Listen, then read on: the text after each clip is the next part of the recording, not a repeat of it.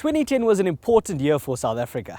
Not only did we successfully host the biggest ball game of all ball games, we also bade farewell to a veritable motoring icon. The Volkswagen City Golf etched itself firmly in the hearts and minds of the entire nation, and folks were misty-eyed when it was announced that the beloved boxy hatchback would be discontinued. But we have to face facts. It was an ancient piece of kit lacking in safety features and amenities. It needed to go, and the Polo Vivo was tasked with filling the void.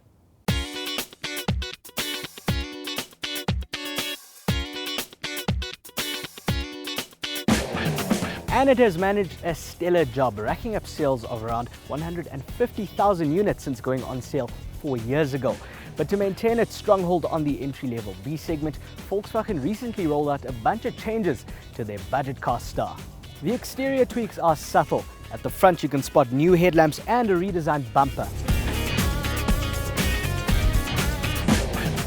They lifted the side mirrors from the current standard Polo too. Smarter alloys have been thrown into the mix as well, but at the rear things remain unchanged. All of these nips and tucks have resulted in a more mature persona. Over the years, Volkswagen has come to be perceived as a premium brand, and young upstarts will be proud to be seen in this, pulling up at the office parking lot or at Liquid Chefs on a Friday night. The interior of the outgoing Vivo was a source of criticism for many, and the entry-level versions felt particularly barren and nasty. But this top-grade comfort line model actually feels plush, and I'm most pleased about the fact that they've done away with that tacky black plastic gear knob of old. Though, as with all German automakers, what you see in the glossy brochures is not what you get in reality. Volkswagen will still sell you cruise control and leather seats as optional extras. Air conditioning, anti-lock brakes, airbags, an alarm and central locking are standard across the board, but you will have to fork out for an audio system on the lower grade concept line and blue line models.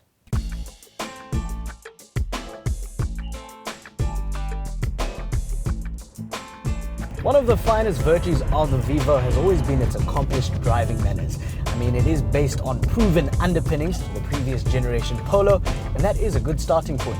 In my books, it absolutely trounces rivals like the Toyota Etios and the Ford Figo when it comes to road manners. I would say the new Renault Sandero is its closest threat from a dynamic perspective. It offers an assuring sense of sturdiness and solidity. I mean, the Germans never get this kind of thing wrong, even when it comes to the lower end of the market, as the Vivo proves.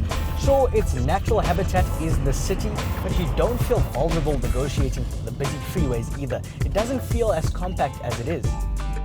Engine choices remain the same with two to pick from, a 1.4 litre and a 1.6 litre, with outputs ranging between 55 kilowatts and 77 kilowatts. On test here is the latter derivative mated to a 5-speed manual transmission. Although I suppose it is a tried and trusted mill, and its simplicity would appeal to those with long-term ownership in mind.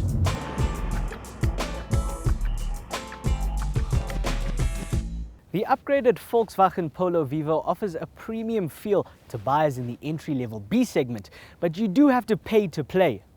Prices start at 142,700 Rand, and the model on test here goes for 177,200 Rand. It is still out of the realm of the proper Polo, which starts at 191,600 Rand.